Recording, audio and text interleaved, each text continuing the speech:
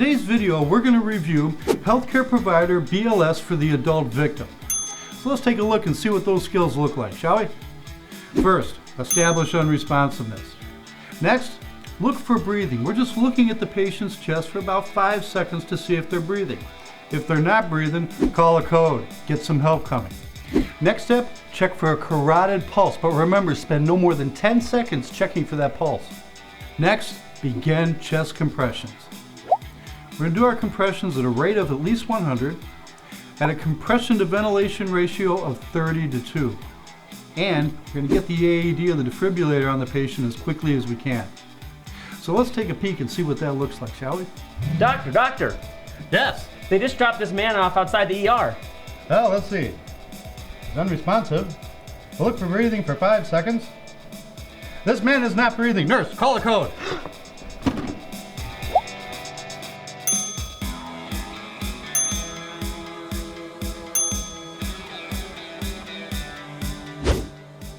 Hi, welcome back. Thank you. Next, we check for a pulse. How long do I check a pulse for? No more than 10 seconds. This patient has no pulse. We must begin CPR.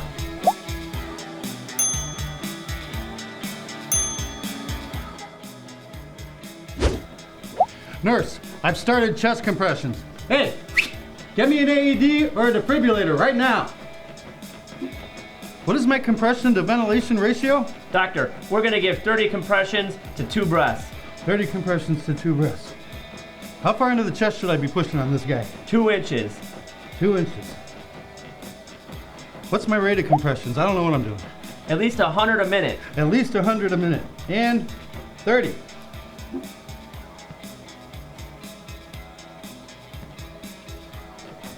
I'm getting tired. Somebody get over here. That's a lot of work.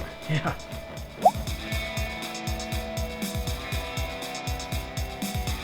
Now remember, in the adult cardiac arrest, over 90% are in VFib or pulseless VTAC when they hit the ground, and the only thing that is going to fix them is rapid defibrillation.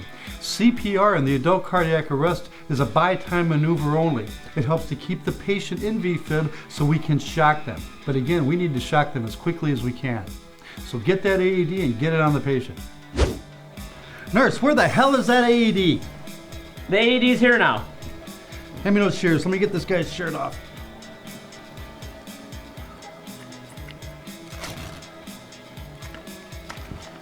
Now remember, when applying the defibrillator pads on the adult chest, you're going to place them high right, low left.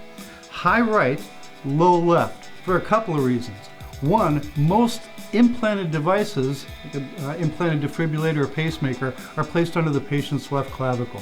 You might be able to feel and appreciate that, but for that reason we place the pads high right, low left, with the intent of making a heart sandwich. That's right, a heart sandwich. We need the heart in between the pads. If I put a pad here and a pad here, energy goes from one pad to the other. I'm going to defibrillate this guy's sternum. I need to get the heart in between the pads. So again, the pads go high right, low left, heart sandwich. Place electrode.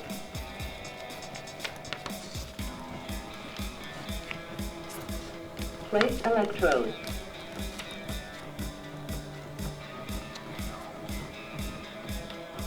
Do not touch patient. Analyzing rhythm. Stand clear. Push flashing button. I'm clear, you're clear, we're clear. I'm clear. 3, 2, 1, shock.